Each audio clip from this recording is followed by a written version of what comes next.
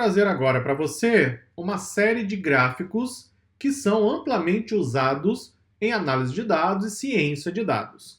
Para cada gráfico, você vai encontrar aqui uma pequena definição e uma orientação inicial de como esse gráfico pode ser usado e, na sequência, os exemplos que eu vou explicando passo a passo. Então, faça a leitura da definição, do conceito, e aí acompanhe junto comigo a explicação do código em Python. Vamos lá. Primeiro, eu tenho duas listas, x1 e y1. Vou criar ambas.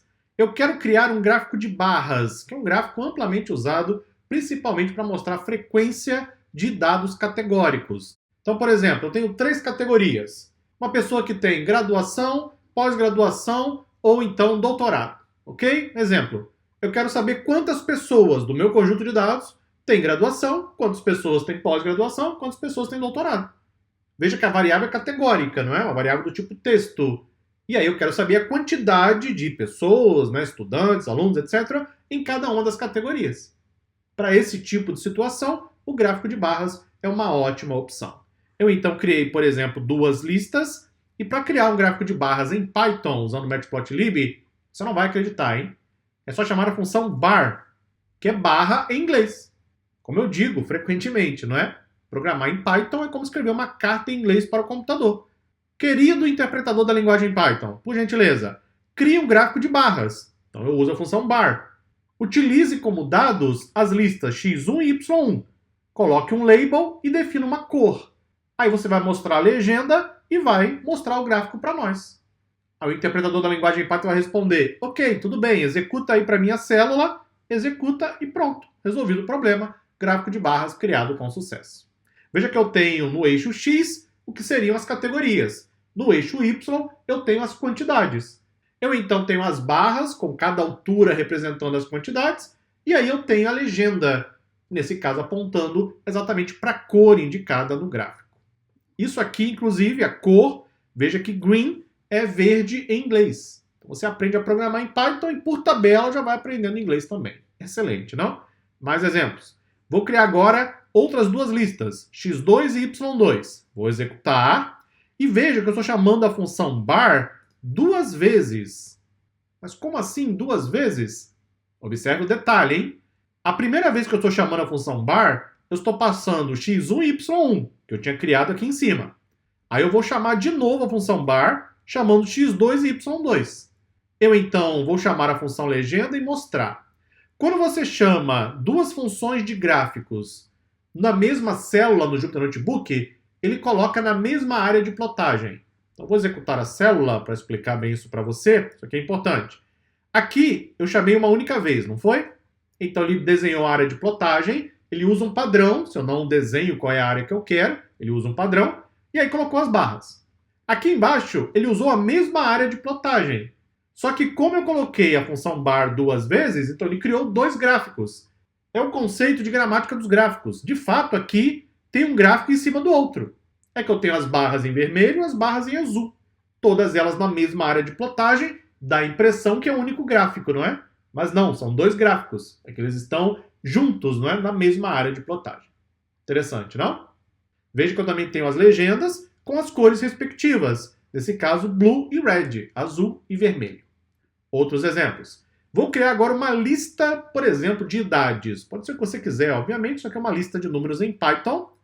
Eu então vou usar um list comprehension. Lembra disso? Tenho certeza que sim, não é? Porque eu já ensinei nos capítulos anteriores. Lembrando que o curso é sequencial, não é? Tem que fazer o curso na sequência dos capítulos. Eu então vou fazer o seguinte. Para cada valor de x nesse range, que é o comprimento da lista de idades, eu vou retornar um valor de x. E vou chamar isso de IDs. Executa e imprime na tela. O que são esses IDs aqui? O que são esses IDs? Quero ver se você está realmente entendendo a matéria. O que são esses IDs aí? São os índices, não é isso? Veja que eu usei a função range, que cria um intervalo de valores. Esse intervalo de valores foi criado a partir do comprimento da lista idades, usando a função len. O comprimento é o tamanho. Eu então vou pegando cada elemento. Como a indexação em Python começa por 0, então ele vai pegando cada índice. Então aqui em cima eu tenho os valores, aqui embaixo eu tenho os índices. Tudo bem? Está claro para você? Isso aqui é só um truque, não é, de programação para mostrar mais um exemplo, aproveitar a oportunidade de você levar mais conhecimento para casa. Eu então vou chamar a função bar e passar os IDs e as idades. Então eu vou usar os índices e os valores. Tudo isso em um único gráfico de barras, vou mostrar o resultado e aí está para você. Com isso, é como se eu estivesse criando, na verdade, as quantidades, não é? Para poder mostrar para você o resultado num gráfico de barras. Veja que nós não especificamos aqui a cor. Quando você não diz qual é a cor do gráfico, em geral, o Matplotlib usa esse azul, essa tonalidade de azul, ok? Você pode mudar, claro, a cor do gráfico a qualquer momento. Outro exemplo, vou criar a lista chamada bins, que seriam as caixinhas, não é? Essa lista aqui será usada para determinar exatamente as barrinhas que vão no meu gráfico de barras. Eu então vou criar a lista, vou chamar agora a função hist, que não é exatamente um gráfico de barras, hein? A função hist, ela vai criar algo que parece um gráfico de barras, mas não é. É de fato um histograma que eu vou explicar em detalhes mais à frente. Vou chamar a lista de idades, a minha lista bins, vou dizer que eu quero o tipo do histograma como sendo um bar, que é uma barra, não é? Eu tenho outros tipos de histograma, como por exemplo o gráfico de densidade, também vou mostrar daqui a pouquinho para você.